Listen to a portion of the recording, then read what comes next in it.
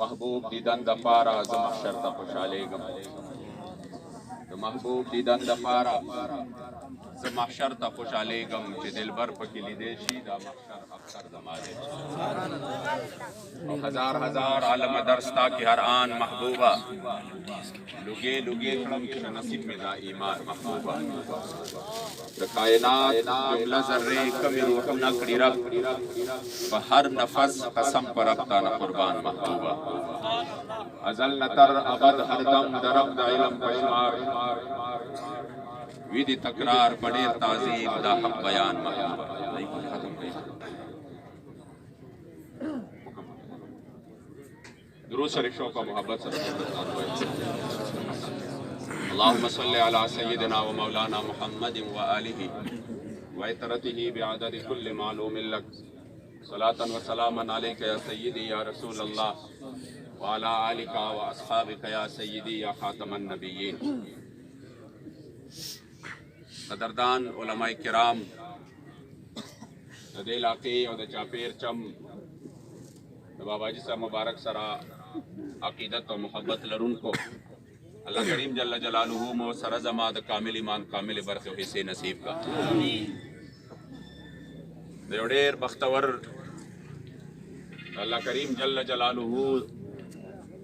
د یو ولی او د دوست په جنازه کې مونږ او تاسو ته نن د شرکت کولو موقع نصیب کیږي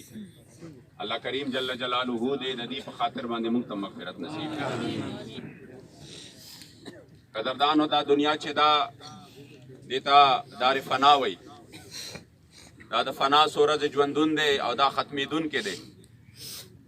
او د مرګ دا فیصله چې دا راتلون کې ده په دې کې دا نشته چې دا ځوان دی دا ماشوم دی دا بوډا دی دا بیمار دی دا روغ دی بس چې الله کریم جل جلاله څو ورځې د فنا په دې ژوندون کې چا دپاره لیکلي دي بس حقه ورځې دي او د هغې نه پس چې کم دی د دنیا دغه ژوندون چې دی نو دا ختمیدون کې دی او د بقا لوی ژوند شروع کیدون کې دی او مرګ هم داسې دی چې دا چا سره لوبې ټوکې هم نه کوي زما نیکه مبارک عاشق صادق مجاهد کبیر فخر کشمیر حضرت الحاج محمد امین بابا جی رحمت الله تعالی علیه ونور الله مرقده شریف به فرمایل د مرګي نارې هر دم دی که پوهیږي او ګور تتلل په هر قدم دی که پوهیږي او دغه ځمکه چې پرې ګرځي خرامانه دا مخونه د عالم دی که پوهیږي او چې د کل جهان خادو باندې یې سر وي نو غافلان اخته په غم دی که پوهیږي او دولتونه خزانې د غافلانو همګي مارو لړم دی که پوهیږي او بې عمله علم بار د کتابونو په خره بار په لوی ماتم دی که پوهیږي او د محمد امین ویل د خدای په فضل د زخمی زړونو مرهم دی که پوهیږي دا هر وخت دا ناره ده او دا راتلونکې ده او دا مرحله په هر چا باندې خو ځینې خلک داسې وي قدردانو چې د هغې په دنیا باندې وجود چې وي دا د یو رحمت نه کم نه وي د هغې وجود چې وي دا د الله کریم جل جلاله د طرفه رحمت وي او د هغه وجود چې وي دا د دې مخلوق خدا دپاره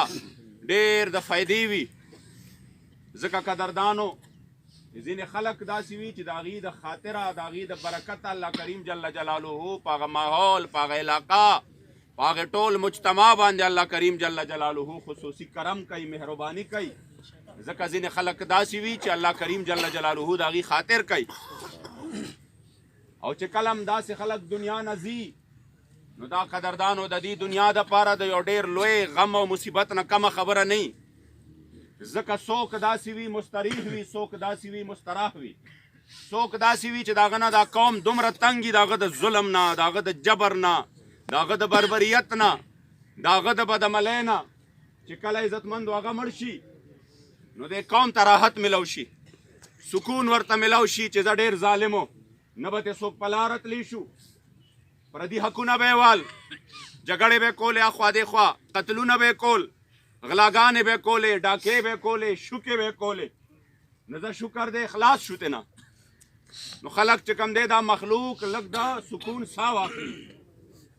او څه خلک داسې وي چې هغوی په دې دنیا کې دا ژوند چې وي دا د الله کریم جل جلاله په رضا کې تېروي د هغه ټول عمر په الله الله کې تېر شوي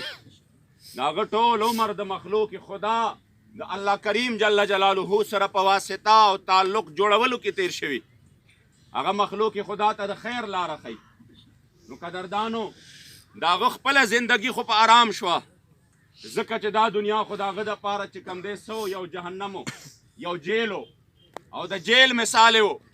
نو څنګه چې جیل او قید کې انسان بندیوان وي، ډېرې پابندۍ وي پې او ډېر د پابندو ژوند تېروي، نو په مرګ باندې الله کریم جل جلاله هغه خپل نیک بنده د هغې قید نه آزاد کړي او داسې رحمتونو ته چې کوم دی ورولي، داسې رحمتونو ته او داسې چې کوم دی لوی خاصو مهربانو ته چې مونږ ډېر خدمت هم وکړو چې دې بچو زمونږ برادر مکرم جناب مولانا محمد ابراهیم چشتی صاحب د خپل بابا ډېر خدمت هم کړی وی، دې مریدانو شپه ورځې خدمت کړی وی. وګوره یاد ساتئ هغه نعمتونه دوی نشو ورکولی، کوم نعمتونه چې الله په مرګ باندې خپل بنده مؤمن له ورکوي. دته په دغه کې آرام ملو شي، دته په دغه کې سکون ملو شي او دا مرګ د نیک بنده دپاره دی تحفه. زما جانان چې فرمایلي تحفة المؤمن الموت، دا مرګ چې دی دا خو د بنده مؤمن دپاره تحفه ده. ته چې چاله ګفټ یوسې، تحفه ورله یوسې، پیمانو پې خوشحالیږي که نه خوشحالیږي؟ ورکوټې تحفه باندې هم خلک خوشحالیږي. حضور فرمایي تحادو تحابو، تاسو څه کوئ؟ تاسو یو بل له هدیې تحفې ورکوئ، ځکه چې په دې تحفو ورکولو باندې محبت سیوا کېږي. څنګه چې یو انسان له ته تحفه ورکړي خوشحاله شي، د الله نیک بنده چې د دې دنیا نه ځي، نو دا چې کوم دی د محبوب علیه الصلاة والسلام حدیث دی چې کله د ده د اخري ساګانې شي، فلیس شیء احب الیه مما امامه فاحب لقاء الله واحب الله لقاءه. نو دې بنده مؤمن ته د مرګ نه زیات محبوب ترین څیز بل نه وي. بنده دا خوښ او ګڼي چې بس د دنیا د قیدخانې نه آزاد شوی، ما ته د الله دیدار ملو شي. الله دا خوښ او ګڼي چې زه دا بنده نور د دنیا د کړاوونو نه او د غمونو نه آزاد کړم او خپلو ازلي او ابدي نعمتونو طرف ته یې راوبلم. ځکه عزتمندو مرګ دویم نوم موږ ورته وصال وایو. وصال د وصل نه دی، وصل ملاوېدو ته وایي. دا د ملاپ نوم دی، دا د هجران نوم نه دی، دا د جدایۍ نوم نه دی. ځکه خو حضرت بلال رضی الله تعالی عنہ آخري سلګی دی، د نزع حالت یې دی، بیبي مبارکه سر ته ناسته ده او بیبي مبارکه چې کوم دی څه کوي؟ جړا کوي، واه حزنا ای زما غمه. ځکه وایي چې زما نه زما سرتاج جدا کېدونکی دی، زما نه زما خاوند جدا کېدونکی دی او زما نه چې کوم دی څه زما د سر سورې زما نه جدا کېدونکی دی. نو چغې وهي جاړي. حضرت بلال چې د نزع په دې حالت کې د خپلې بیبي دغه خبرې واورېدې، نو زه یې ورته لاس داسې کړه چې نه بیبي داسې مه وایه چې واه حزنا، د غم کیسې راته مه کوه چې د کوم محبوب د دیدن په تمه مې شپه ورځې سبا کړي دي، د کوم جانان په دیدن به زما سترګو ته یخوالی میلاوېده، د کومو صحابو زړونه چې زمونږ په ملاقات باندې به زړونو ته قرار میلاوېده. نو غدن القى الاحبة محمدا وصحبه، دلته به زما سترګې پټې شي، هلته به زما دیدن زما دیدار زما د جانان او د هغه د صحابو سره کېږي. ځکه باشق صادق فرمایل استقبال ته زما روح بهر راوځه چې راورسي د وصل خبر تانه، محمد امین او خوار به قربانی کا په ادب یو سوده اوښکو ګوهر تانه. نو یاد ساتئ دا باباجي صاحب چې کوم دی هغه شخصیت او مازون باباجي هغه شخصیت او تاسو یقین وکئ فقیرو الله والو او په دې صرف زه ګواهي نه ورکوم، په دې باندې به صرف چې کوم دی دا مریدان خاص ګواهي نه ورکوي، په دې باندې به قدردانو دا چې کوم دی چې د دې بچو چا سره تعلق نه، د دې چارسدې د دې عثمانزو بچې به په دې ګواهي ورکوي چې دا یو فقیرو د ټول ژوند د الله او د هغه د رسول په رضا کې تېر شوی دی. د خپل تعلق چې د کومې استانې سره تعلق و د هغه لوی فقیر شخصیت چې چا دې علاقې ته د حضور د عشق و وفا خوشبویانې راوړې وې، د هغې سرګن خان باباجي رحمت الله تعالی علیه، د هغې باباجي صاحب مبارک حاجي محمد امین صاحب رحمت الله تعالی علیه، د هغې مازون باباجي د فردوس خان باباجي رحمت الله تعالی علیه، د هغه سلسلې وې، د هغه سلسلې وې قدردانو چې دې علاقو ته هغې خیر راوړی او دا د هغې ګلستان یو ګلو، دا د هغې مجاهد اعظم فضل واحد باباجي صاحب د تورنګزو چې د چا د خاطر الله کریم جل جلاله دا ټوله خطاب ادا کړې ده. عزتمندو دا هغه فیض و چې تاسو ته را رسېدلی دی. ځکه مې درته کوم حدیث شریف چې ووې زما محبوب علیه الصلاة والسلام فرمایي چې کلم زمانه داسې وي، داسې وخت دی چې لکه هغې کې د الله نیکان بندگان هغه خلک چې الله ته قریب دي د هغې چې کوم دی وصال کېږي د هغې وفات کېږي نو الله کریم جل دغه زمانه چې دا ښه زمانه نه ده الله کریم به رو رو دا نیکان راغونډ کړي یذهب الصالحون الاول فالاول الله به رو رو دا نیکان د دې معاشرې نه راغونډ کړي وتبقى حفالة كحفالة الشعير او التمر او بیا چې څنګه د دې اوربشو یا چې کوم دی د دې کجورو ردي پاتې شي مونږ چې ورته بوره وایو بوره پاتې شي نو دقه رنګې دا خلک به عام خلک به داسې پاتې شي لکه بوره چې هغه د استعمال نه وي او بیا وروستو چې کومه خبره دغه ډېره خطرناکه ده لا یبالیهم الله بالا الله دې موږ د دغې وخت نه وساتي چې بیا الله د چا پروا نه ساتي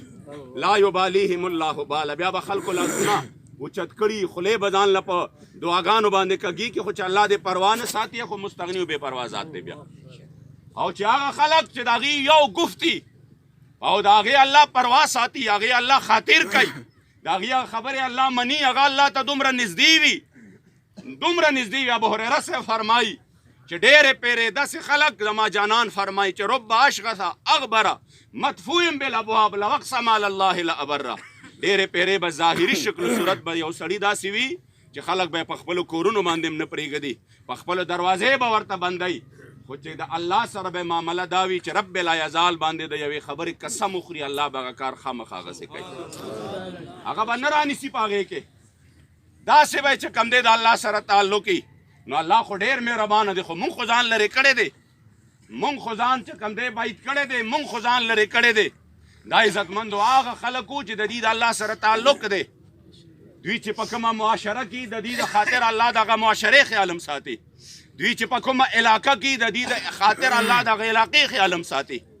دوی چې چا ورسره نسبت یې الله د هغې خیال هم ساتي ځکه قدردانو د داسې شخصیاتو دنیا نه تلل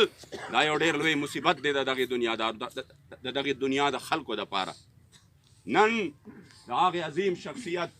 چې چا خپل ژوند د الله او د هغه د رسول په رضا کې تیر کړی دی او مونږ او تاسو راغلو او مونږ دلته شرکت وکړو نو تاسو یقین وکړئ بعضې جنازې داسې وي قسم دی زه درته د خپل زړه بیان وکړم بغیر د مبالغې نه بغیر د څه قسمه چې کوم دی دا د الله په حضور کې ولاړ یو بیا په ډېر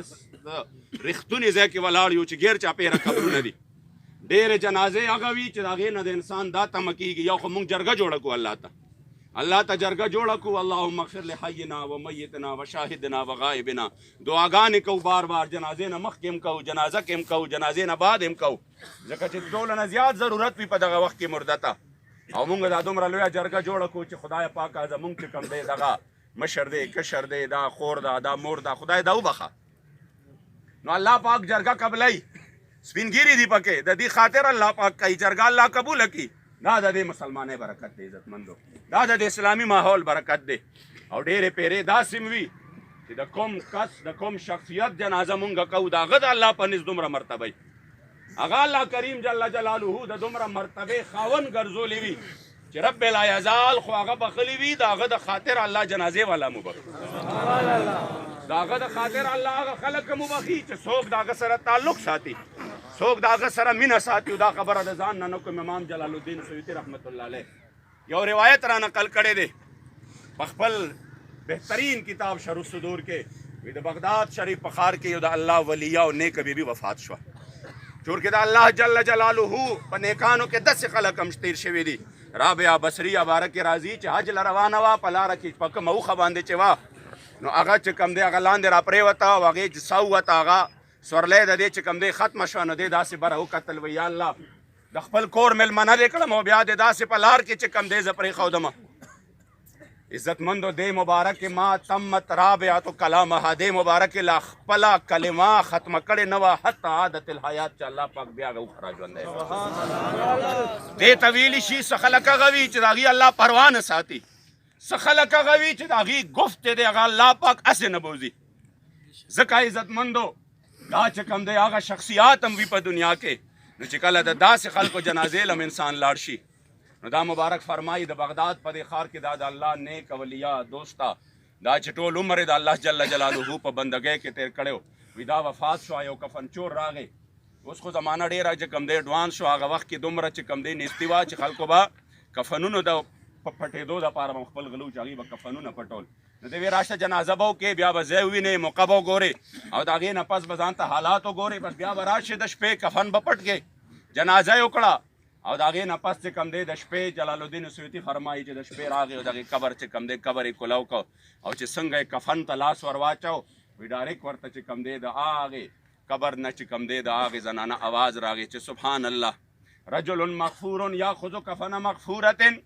پاکی د الله لره یو بخلی شوي رور د خپلې بخلی شوي خور نه کفن پټوي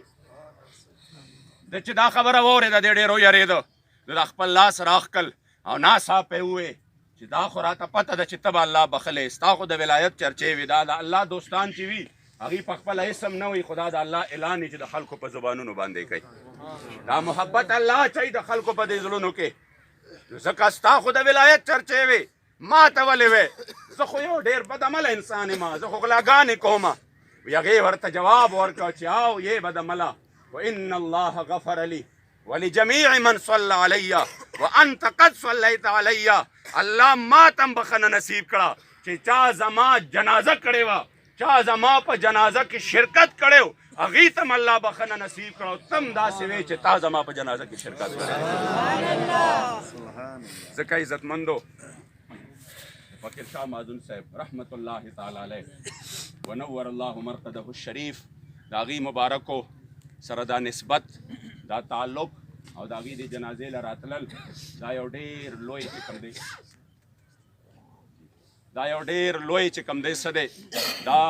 زمونږ او ستاسو دپاره د دې دنیا دا چې کوم دی څه دی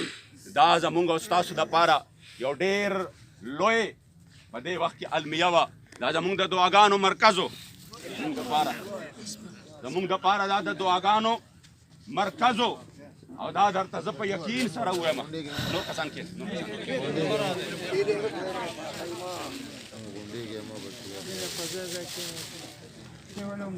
او بیا دا عزتمندو یاد وساتئ چې همیشه دپاره هغه د الله دوستان بندگان چې مخلوق خدا د هغې په ولایت باندې ګوایانې ورکوي نو یاد ساتئ دا تاسو یقین وساتئ چې دا هغه خلک چې رب العیال ظالم ورسره بیا د خیر معامله کوي د حضور علیه السلام مبارک په وړاندې یو جنازه تېره شوه صحابه فرمایي روایت کې راځي چې صحابهو د هغې ذم بیان کړ چې یاره دا ښه سړی نه و زما کریم آقا مبارک ورته وفرمایل چې او تاسو رښتیا ووایئ بله جنازه تېره شوه هغې وي دا ښه سړی و حضور مبارک ورته وی چې او رښتیا مو وي همدغسې معامله به ورسره الله کوي صحابو فرمایل یا رسول الله څه ورله واجب شو د څه خبرې وجوب ورله راغې زما جانان مبارکو فرمایل چې کله د مخلوق خدا د زبانونه چې د چا په حق کې ښه استعمال شي الله ور کریم جل جلاله بیا د هغه سره بیا د خیر معامله کوي تاسو ماله جواب راکړئ بغیر د دې نه چې زما د ابراهیم صاحب سره تعلق دی بغیر د دې نه چې زما د دې خاندان سره تعلق دی د دې نه هټ کر ووایئ او تاسو ماله د خپل زړه جواب راکړئ دا د هر چا د زړه ګواهي دکه نه ده چې فقیر شاه باباجي مازون صاحب ډېر لوی شخصیت ډېر لوی شخصیت الله کریم دی هغه برکات هغه مبارک اولاد له ورکړي او رب لا یزال دی د دغه نوجوان چې زمونږ په انشاءالله زمونږ کې دا تمه ده چې الولد سر الوالد آثار الآباء توجد فی الابناء چې انشاءالله په دغې بچي کې به الله کریم جل جلاله دغه چې کوم دی څه دغه برکات اچولیم دي او انشاءالله تعالی چې څنګه ستاسو تعلق د باباجي صاحب مبارک سره و انشاءالله تعالی دغسې تعلق به د دغې بچي سره م وي دغسې به انشاءالله تعالی زمونږ تعلق قسم لله فی الله دی د الله او د هغه د رسول دپاره دی او چې کله تعلق د الله او د هغه د رسول دپاره وي نو پوه شه چې دا هغه تعلق دی چې دا دنیا کې هم پکارېږي دا په آخرت کې هم پکارېږي ځکه ډېرې پیرې هغه خلک چې هغې دلته کې چې کوم دی څه ساتي تعلق ساتي نو هغه بیا په آخرت کې په دې تعلق باندې چې کوم دی لاسونه مروړي او هغه به وایي یا لیتنی لم اتخذ فلانا خلیلا هی کاش چې ما خو د دې فلاني سره ملګرتیا نه وې کړې خو ډېر خلک به داسې وي چې هغوی به په دې تعلق باندې هلته خوشحاله وي او هغوی ته به الله کریم جل جلاله وایي چې تاسو زما د رضا دپاره تعلق ساتلی دی راځه تم جنتي او چې چا زما د رضا دپاره تعلق ساتلی دی هغه هم ځان سره جنت ته داخل